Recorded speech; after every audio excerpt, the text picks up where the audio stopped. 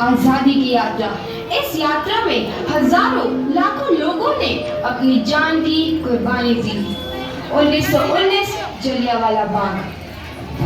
आज हमारी बैसाखी का दिन है, लेकिन पूरा पंजाब बैसाखी नहीं मनाएगा।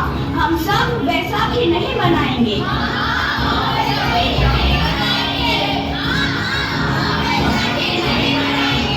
जब तक हम अंग्रेजों को भारत से बाहर नहीं निकाल देते, पूरा पंजाब बैसाखी नहीं मनाएगा। अच्छा, तो तुम सब हमारा विरोध करता है। भाग जाओ यहाँ से, इसका अंजाम बहुत ही बुरा होगा। हम नहीं जाएंगे, तुम लोग जाओगे। हमें नहीं, तुमको भारत से भागना होगा। Soldiers fire!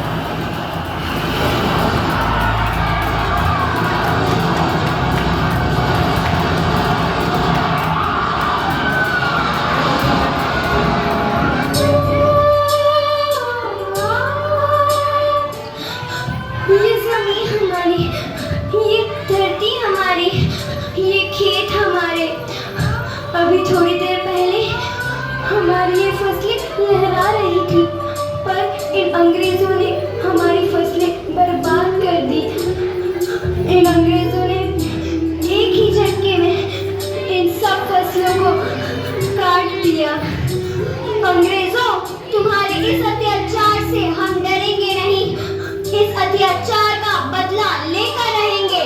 हम आजादी लेकर रहेंगे। जलियांवाला बाग हर हिंदुस्तानी की आंख नम कर गया। इस कांड में कितने मासूमों की आहुति चढ़ गई। इतनी हैवानियत से इंसानियत कत्ल कर दी गई। जलियांवाला बाग के हत्याकांड ने आजादी की आग में घी देने का काम किया। मासूम औरतों, बच्चों के दिखे और सिसकियां इनकलाब का गूंज बनकर उभरी। लाला लाजपत राय, भगत सिंह, राजगुरु, सुखदेव सरीखे क्रांतिकारियों ने भारत की इस जमीन से विदेशी दरिंदों को निकाल फेंकने के मंसूबे मजबूत कर लिए। 8 अप्रैल 1929 लाला लाजपत राय के नेतृत्व में साइमन कमीशन के खिलाफ एक भारी जुलूस निकाला गया। Simon commission, Simon commission, Simon commission, Simon commission, Simon commission, Simon commission, Simon commission, Simon commission, Simon commission. बेवकूफ इंडियंस, तुमको हमारी बात समझ में नहीं आती। Stop this. साइमन कमीशन नहीं मानता। आई से स्टॉप दिस। लाला जी, आप आगे बढ़ो, हम आपके साथ हैं। लाला जी, संघर्ष करो, हम आपके साथ हैं। लाला जी, संघर्ष करो, हम आपके साथ हैं। लाठी चार्ज!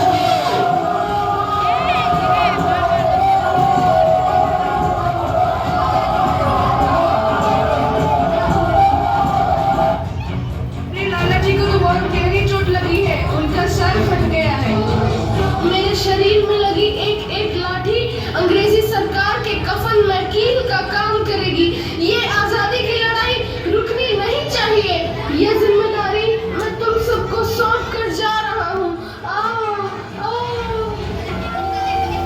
लाला लाजपत राय की दर्दनाक मौत के बाद भगत सिंह, सुखदेव, राजगुरु वतन के इन मतवालों के खून में ऐसा उबाल आया जिसका सामना करना अंग्रेजी सरकार के लिए मुश्किल हो गया।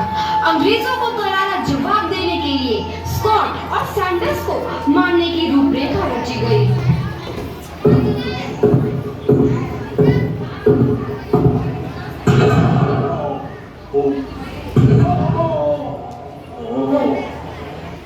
सैंडर्स मारा गया। चारों तरफ तहलका मचा था। दीवारों पर लिखा था, लाला जी की मौत का बदला ले लिया गया है।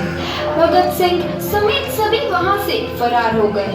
8 अप्रैल 1929 दिल्ली में ब्रिटिश सरकार की सेंट्रल लेजिस्लेटिव असेंबली की बैठक में 2 बम धमाके की आवाज सुनाई दी।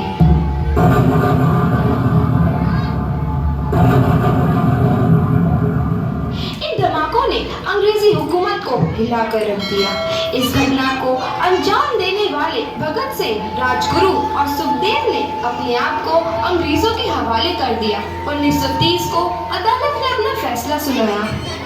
मुलजिम भगत सिंह, मुलजिम राजगुरु, मुलजिम सुखदेव को दफ़ा 121 और दफ़ा 302 के तहत ये अदालत तीनों को मुजरिम करार देती है और इस गुस्ताखी के लिए ये अदालत इन तीनों को सजाए मौत की सजा सुनाती है। सरफरोशी की तमन्ना अब हमारे दिल में है, देखना है जोर कितना बाजुए कातिल में है।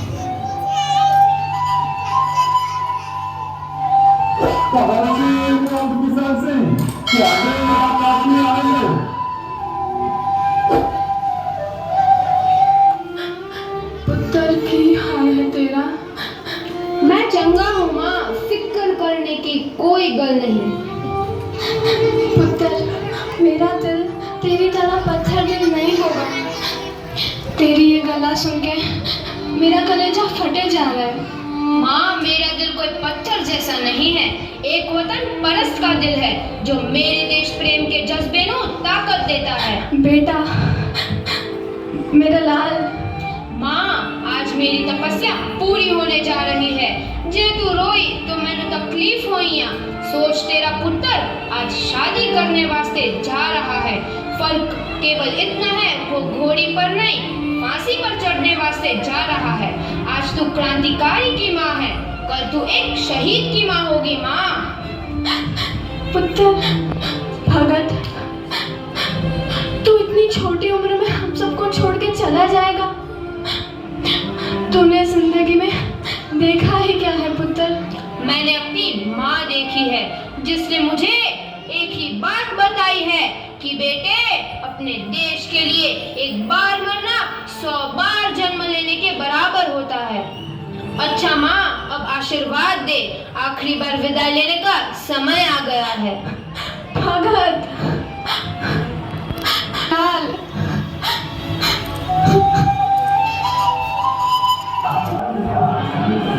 भगत सिंह, तुम्हारी कोई आखिरी ख्वाहिश? हमारे हाथ खोल दिए जाए। हम तीनों दोस्त एक दूसरे से गले मिलना चाहते हैं। उनके हाथ खोल दिए जाए।